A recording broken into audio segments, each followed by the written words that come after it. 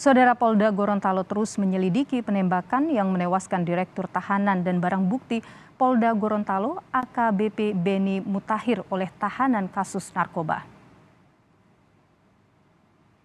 Saat ini polisi masih melakukan penyelidikan kepada 7 anggota polisi lainnya yang saat itu sedang menjaga tahanan karena diduga melanggar kode etik kepolisian.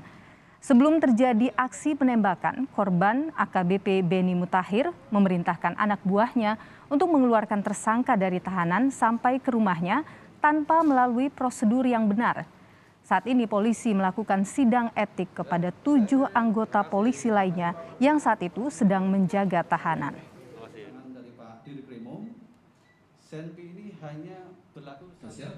Dari keterangan Kabid Humas Polda Gorontalo, penembakan terjadi bermula dari adanya permohonan tersangka kepada korban agar bisa diizinkan pulang untuk menyelesaikan persoalan keluarga.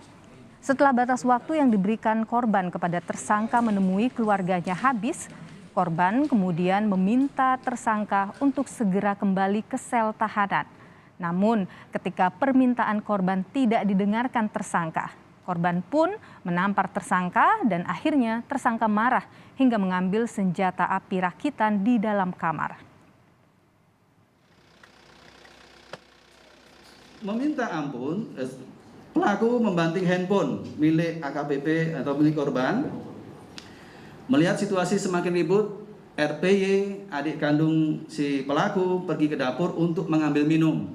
Dan sekembali dari dapur, RPY melihat secara langsung bahwa pelaku menodongkan senjata api rakitan dan menembak korban sebanyak 1 kali yang mengakibatkan korban meninggal dunia.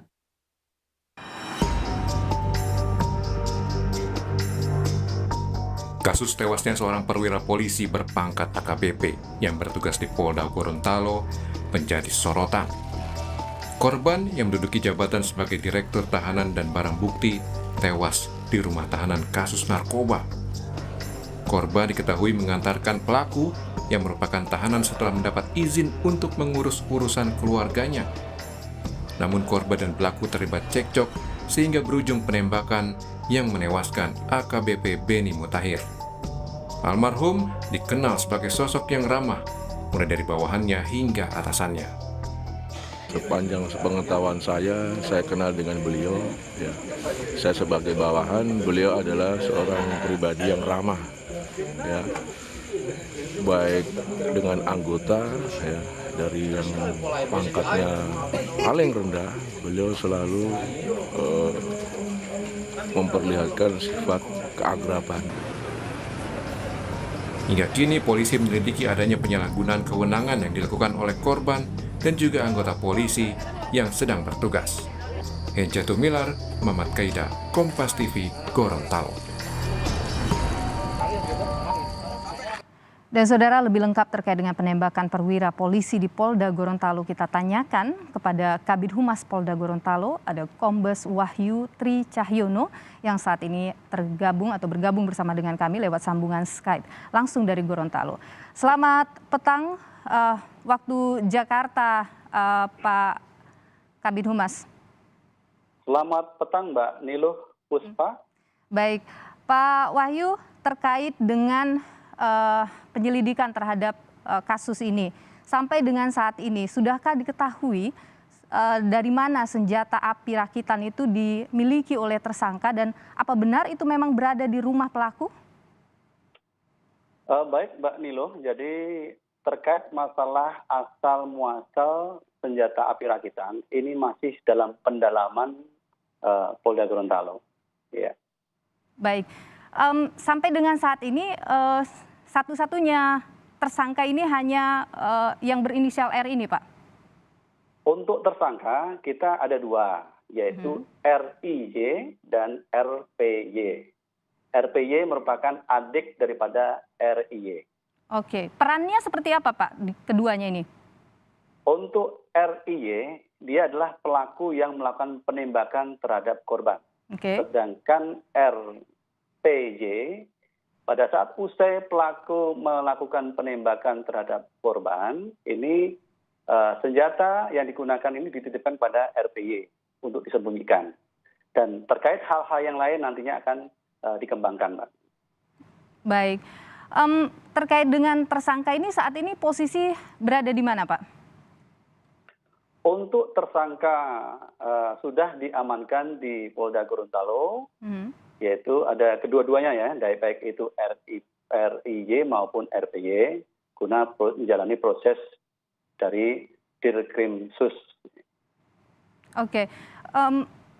Sudahkah dari penyelidikan sementara ya Pak, sudahkah diketahui dari mana kemudian senjata rakitan itu?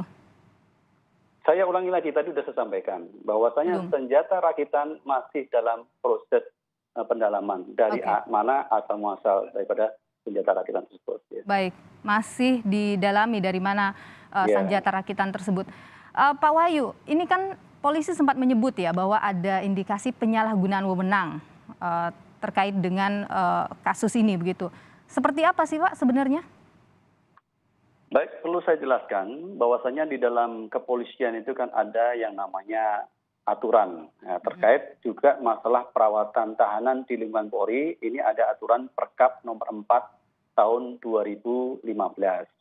Di situ ada hal-hal yang harus dipedomani oleh setiap anggota yang melaksanakan tugas sebagai jaga tahanan. Perlu saya sampaikan bahwasanya tahanan dapat keluar sementara dari ruang tahanan Polri. Ini ada untuk 3 hal. Yang pertama adalah untuk kepentingan penyidikan, kemudian untuk kepentingan pribadi tahanan, dan juga untuk dalam keadaan perlu dan mendesak. Itu pun harus atas penilaian penyidik ataupun izin atasan penyidik, dan harus dikawal oleh anggota Polri. Oke. Nah, yang kemudian kesalahan yang dilakukan dalam kasus ini? Kesalahan yang dilakukan oleh korban dalam ini Dirtahti maupun anggota jaga, yaitu pada saat korban menjemput daripada pelaku ini tanpa seizin daripada penyidik, yang bersangkutan korban ini berinisiatif untuk memenuhi apa yang menjadi keinginan daripada si pelaku, di mana pelaku ini punya masalah keluarga, sehingga oleh korban diantar ke rumah dengan janji hanya 15 menit. Namun karena waktu yang diberikan tidak dipenuhi, maka terjadi cekcok ataupun adu mulut, sehingga korban ini sempat melakukan pemukulan ataupun penamparan terhadap pelaku, sehingga pelaku sakit hati, masuk kamar, kemudian mengambil senjata rakitan yang disimpan secara ilegal, kemudian menembak daripada korban. Pak Wahyu, bagaimana seorang tahanan kemudian bisa meminta izinnya langsung ke direktur, Pak? Ya, itu tadi saya sampaikan bahwasanya terkait peristiwa ini maka terjadi penyalahgunaan kewenangan dan juga kesalahan prosedur. Baik. Sekarang ini proses sidang kode etik ya Pak dilakukan kepada tahanan yang lain, kepada penjaga yang lain, Pak?